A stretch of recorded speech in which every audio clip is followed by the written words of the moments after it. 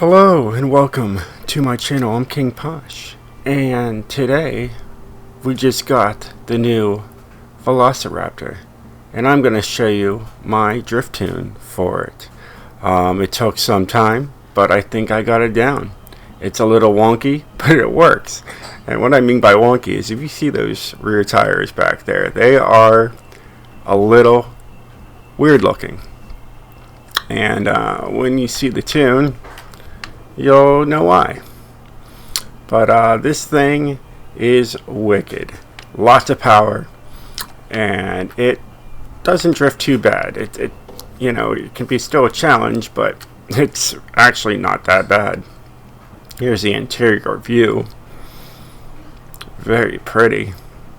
Even got some badging on the side. I haven't seen inside before. I usually tune on the outside. So let's go over here and let's see what that badge says. It has some signatures. A 6x6 Velociraptor. Serial number 08. Pretty cool. It has a manual mode, so you can paddle shift. It's pretty nice. I didn't know if you could get into the rear. Sometimes you can. You can. Maybe. It says you can. There it is. Look at that. Get into the back. Very roomy. A nice, moonroof kind of thing. So let's get right into it, show you guys what I did to this thing. So first off, let's just show the little video that is uploading right now.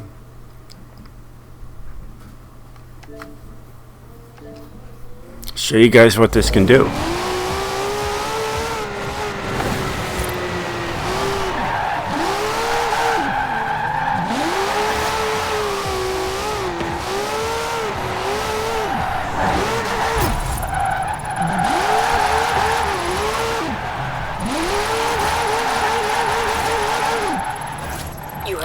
I was able to pull a 32.9 with it.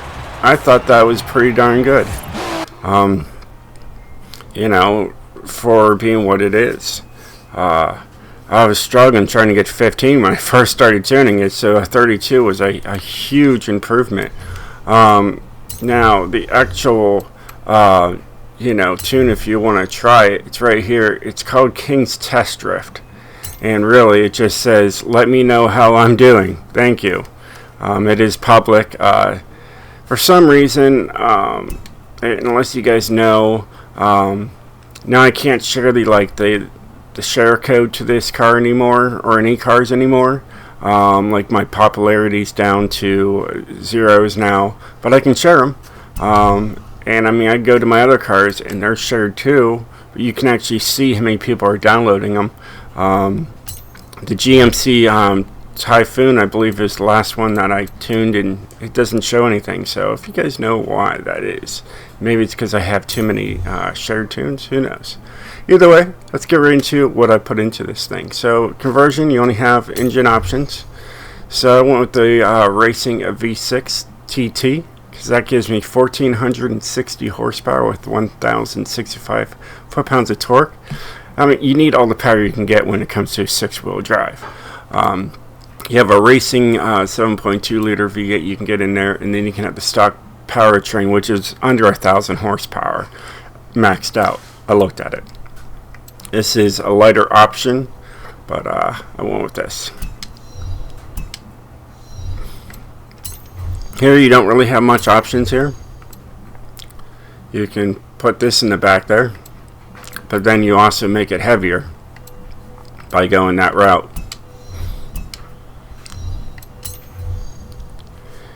Here, I maxed out the front just so the back end has the least amount of grip. That's what you need when you're drift tuning these cars or trucks. So this is as thin as possible. Here for the rims, these are the stock rims. They're not too bad themselves. But I saved like 146 pounds, somewhere around there. by going with my TC105Ns. Now, the rims in the front are only at 20s, but you're really working at everything in the back. So in the back they have 24s. You want to make the tires in the back as stiff as possible, as hard as possible, if you really want to call it that, so you can get the back end sideways. Here you got a race clutch, race transmission, and the race driveline. This thing works good in second, third gear. Low speeds is what this thing's good at. So you got race brakes. You got no anti-roll bars for the front or the rear. I didn't want it to be restricted. I wanted this thing to really slide. There is no roll cage in here, but this is what the roll cage would look like. Pretty nice in there. It also adds 294 pounds, which we don't need. It is as light as possible here.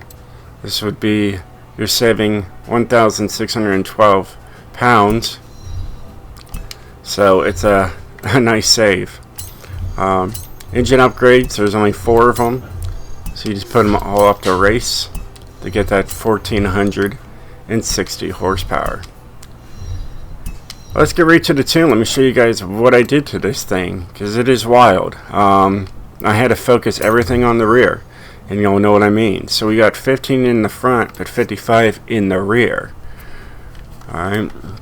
Gearing. Everything is very close to each other. If you're going to try this, you know, on down the road, you're going to be in 6th gear pretty quickly. You got a top speed of 181. It's not too bad. It gets up there pretty quick. Now the alignment to get this thing to go sideways, as I did, I have negative 1.4, positive 5.0, out 4.8. out 5.0 with a caster of 7.0. Alright, like I said, there was no anti-roll bars. I didn't want to be restricted. My springs are at 1,955, 1,936. Alright, now if you get the numbers close to that, you're good. Alright, it could be like a point off. It could be 0.1, 0.2. Ride height, here's what I did. I dropped the front, all right, and I wanted the back end to be floaty, as you could say. Higher up in the air, it's gonna drift better. All right, dampening. So the front is at 3.0, the rear is at 20. Harden the rear, okay. Soften the front, harden the rear. All right, there is no downforce to worry about. Braking, I just left it, you know, stock for you guys. And then differential, completely different. You know, I mean, everything's at 100 right here. You got 100% power going to the rear, but you know, this is all-wheel drive, so it's not actually 100%. But there's usually about 1 to 2% still going to the front wheels. I know it's marginal, but it's still there. And yeah, and the rears are 100, 100, and 0 and 0 for the front. Don't even care about the front. You're dealing with 2 back wheels that have power. That's your main thing, and that's the tune. There you go. Hopefully this tune helps you out, especially if you want to do some tweaking. I did all the hard work for you, so definitely hit that like if you could. And if you'd like to see some more, if you're new to the stream, well, hey, thank you for watching, and hopefully you subscribe. And if you guys want to see anything, let me know in the comments below, and I'll catch you guys next time. Peace out, stay sideways. I'm King Posh. Laters.